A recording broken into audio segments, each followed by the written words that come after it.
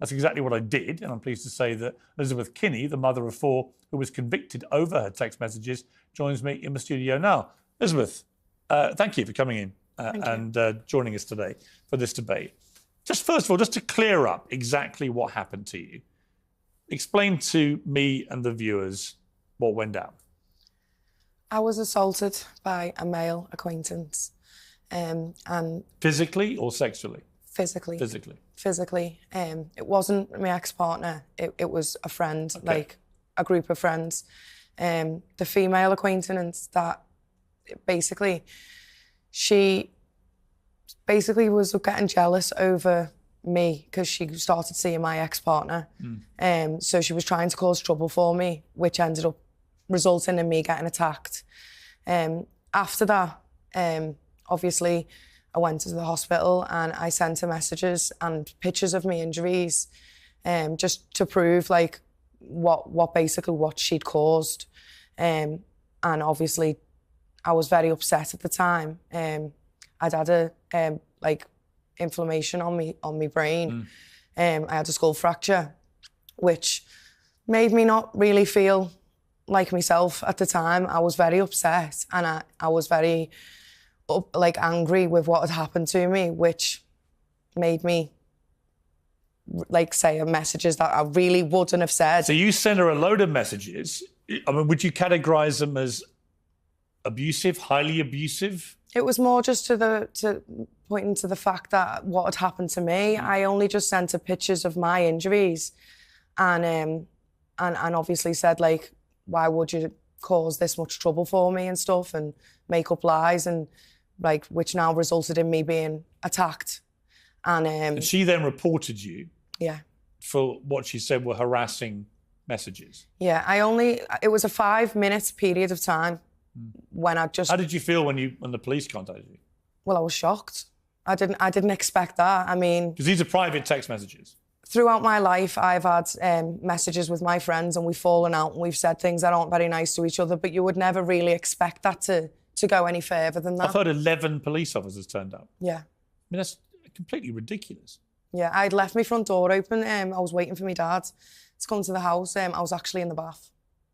And 11 they opened the door themselves. And just came in? And came in. And you're in the bath? Yeah. And what do they say to you?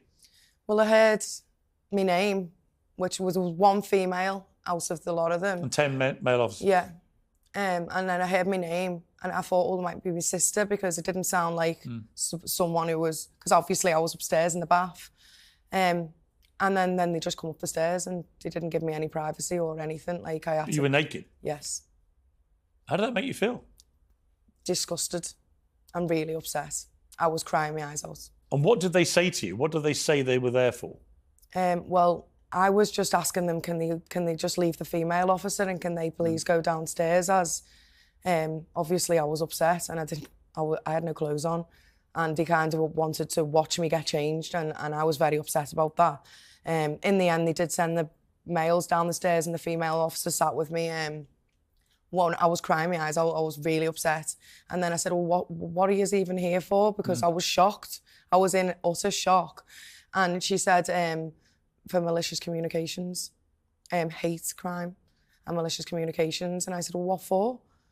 And they said, we'll discuss that when we get to basically to the police station. So you go to the station and then they outline that it's these messages you sent to this friend that you've had this argument with, all connected to the fact that you yourself, as you say, have been assaulted.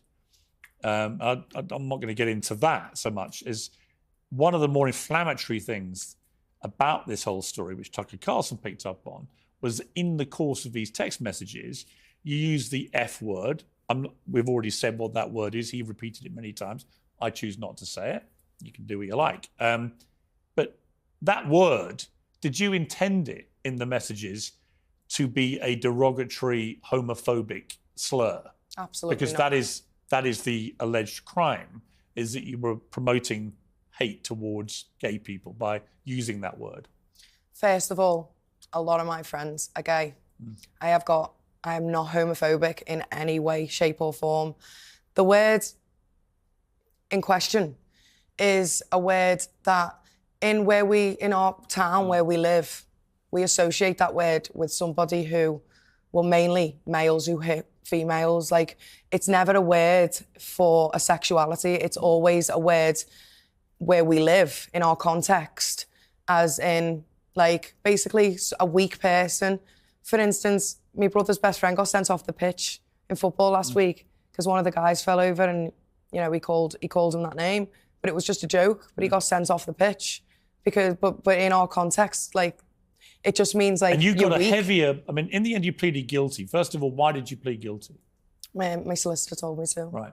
And I've never been into trouble before, and I was really concerned about. You had no criminal record. No.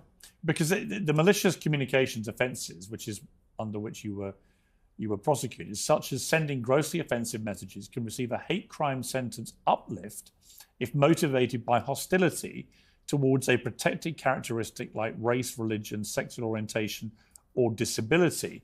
So you got an uplifted sentence. They basically said you had committed a hate crime by using that F word. Yeah. Which, given that you had no intent to be homophobic with it, for the reasons you've outlined, just seems preposterous. Yeah. In a private text message to somebody. I didn't even say to the person. Who you were angry with because you had been assaulted. Yes. I mean, has anything happened about the assault? When I was in the hospital, the police were called by the doctors and nurses, and everyone in question were arrested at that given point. Then I ended up getting arrested a week after that. And what's happened with no one ever came back to me to discuss that. No one wanted statements from me. They were just obviously more, it seemed like they were more there's been no concerned. prosecution? No.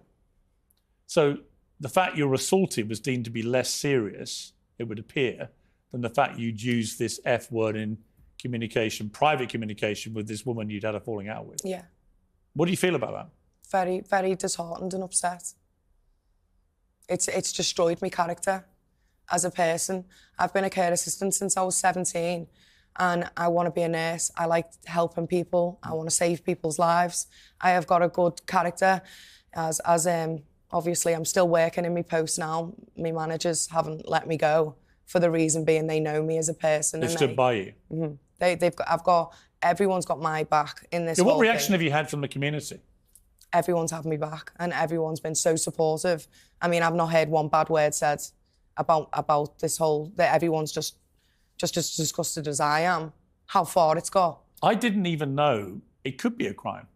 Neither did I. In a private message, neither did I. Use language like that. Neither did I. What do you think it says about free speech in this country? Well, it's not as heavy as it is in America, but I believe that... Actually, it's better in America. Yeah. This would never have happened in America. Yeah. Their First Amendment protects your right to be offensive if you want to be. Yeah. I mean, you're not, you know, it's one thing if you came in and said, yeah, I said all these things and I stand by it and I wanted to be homophobic, that's one thing. But you were angry because of what had happened to you. Mm-hmm. You were in a hospital getting treatment for injuries sustained in what you say was an attack. And I don't know, obviously, about that side of it, but I'll take your word for it. And then you have 11 police officers charging into your home as you're having a bath. It was very, very frightening. I've had nightmares and everything about it, and I've got cameras on my house and stuff. I keep them on and make sure the doors are always locked now, because it's not even the public that anyone needs to be scared of these days. It's the police. Did you think you might go to prison for this? Yeah. Did they warn you might? Yeah. Really? Yeah. 5 to 10 years. That's what they said you may get? Yeah. Because that's the maximum sentence you could have got. For hate crime. Again, I mean, what were you feeling when you heard that? I was devastated. You've got kids. I was devastated. 4 kids you have? Yes. How old are they? 15, 12, 9 and 3. Mm. I mean, it would have been devastating. Mm-hmm. It was. And it still is now, to be honest. Right. I mean, you end up, you're pretty guilty. You got a sentence to a 12-month community order with requirements. You undertook 72 hours of unpaid work and 10 rehabilitation activity days, and you were ordered to pay £364 in costs, about $500.